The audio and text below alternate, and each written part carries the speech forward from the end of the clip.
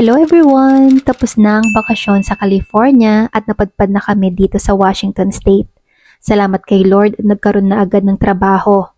2 weeks na kami dito at kada day off pumupunta lang kami sa grocery para malibang at makabili na din ng mga necessities. Day off today kaya pupunta kami sa grocery. Nung una, nakakapanibago yung lugar kasi literal na into the woods yung lugar tapos wala kang nakikitang mga naglalakad. Parang pa-wrong turn movie na ito. Char. Mga 1 hour drive din from downtown yung place namin kaya mabuti at may malapit na supermarket. Lakad na lang para makapag-exercise na din. Nung mga nakaraan naming paglalakad, napansin ko sa tabing kalsada may mga mukhang pamilyar na prutas na nakikita ko sa grocery nila. At na-confirm ko nga na ito pala yung blackberry na sinasabi. Kaya ngayon, sabi ko kay AJ, mauna na ako maglakad. Sunod na lang siya mga after an hour.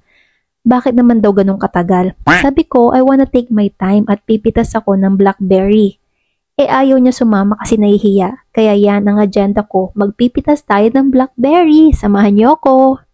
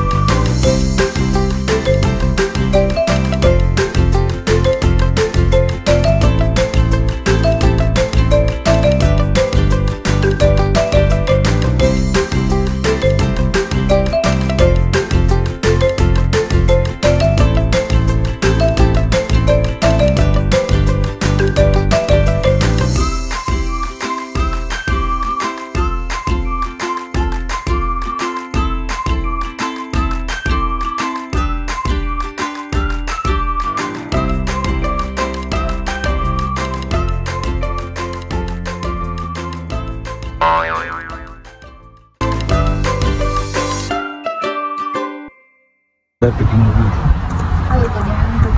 There.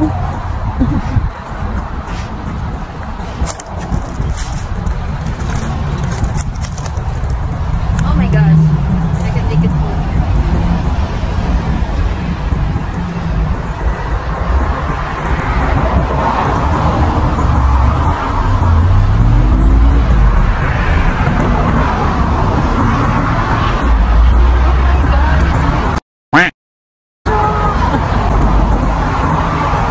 Close. That's it. That's it.